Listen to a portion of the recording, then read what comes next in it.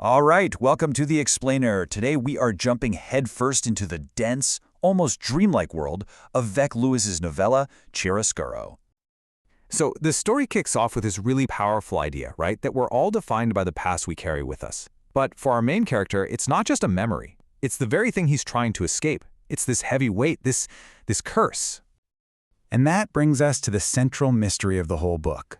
What actually happens when you vanish? You know, this isn't just about disappearing physically. It's a whole psychological state. And to really get it, we've got to start with the title itself. So, to get inside the head of our protagonist Paul, we really need to unpack that title, Chiaroscuro. It's the absolute key to his entire world. Think about it. It's that constant strobing pattern of light and dark you see like when you're a kid in the back of a car at night. For him, that pattern ends up defining his whole life. Okay, first things first, let's dig into the darkness that Paul is so desperately trying to run from. And listen, we're not just talking about a few bad memories here. We're talking about a completely suffocating world, one that's literally built on a foundation of myth and violence. You see, Paul's childhood is this constant battleground, stuck between his mother's, let's say, magical thinking and his father's brutal reality. On one side, you've got his mom, who basically lives as this mystical empress in her own living room, spinning these huge stories about her past lives. And on the other, a father described as a gangster teddy bear whose drinking and debts have them constantly on the run, literally moving in the dead of night. And this crazy contrast, it's right at the heart of all the family's problems.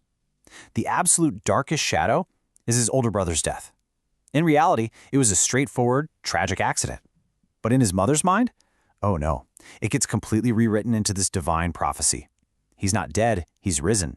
He's now the Lord of Electricity, and he's going to come back in a spaceship to save them all.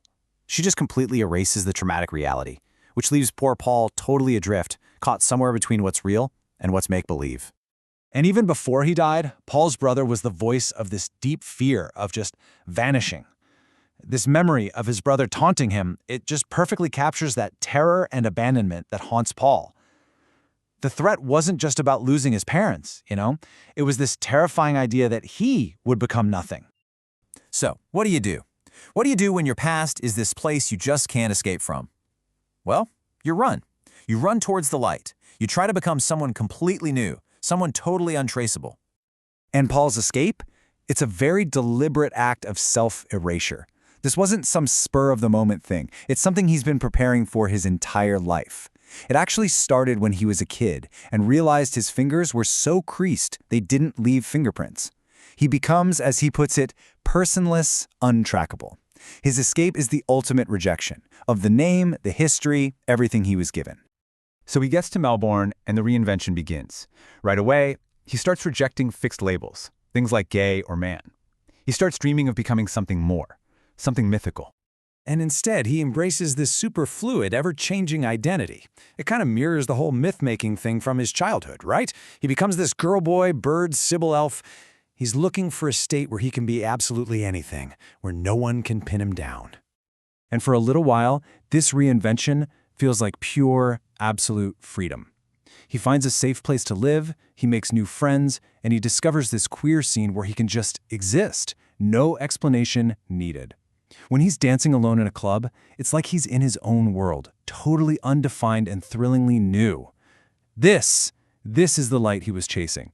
A world of glamour, of acceptance, that feels like it's a million miles away from the shadows of his family.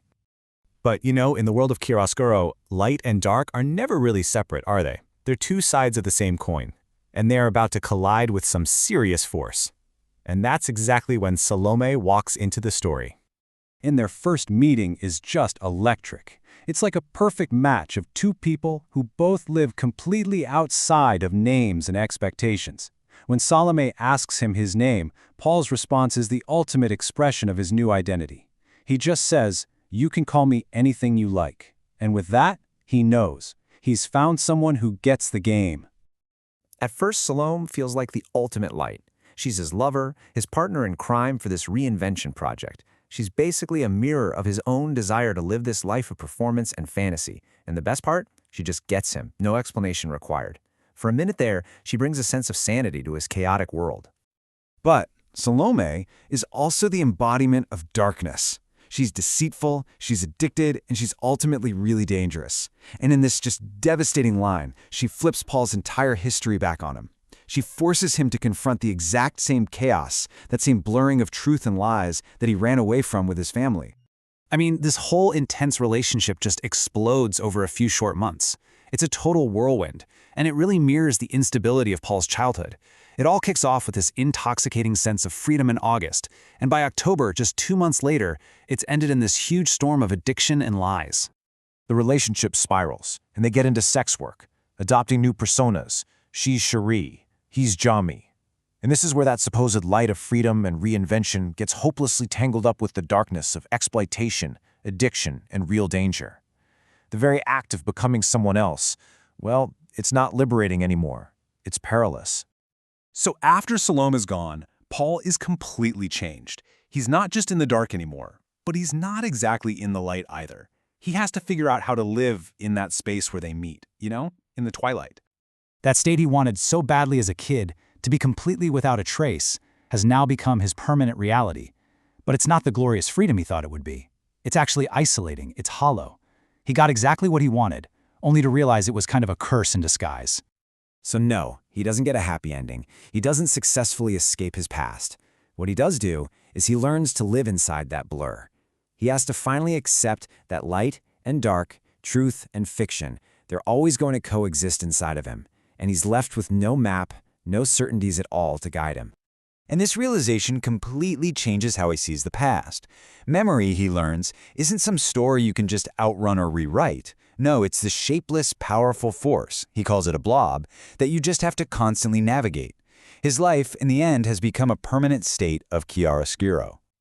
So, chiaroscuro doesn't really give us any easy answers. It just leaves us with this big question. If you erase the past, who do you actually become? And it makes you wonder if finding your true self isn't about running from your shadows at all, but maybe, just maybe, it's about learning how to finally stand with them in the light.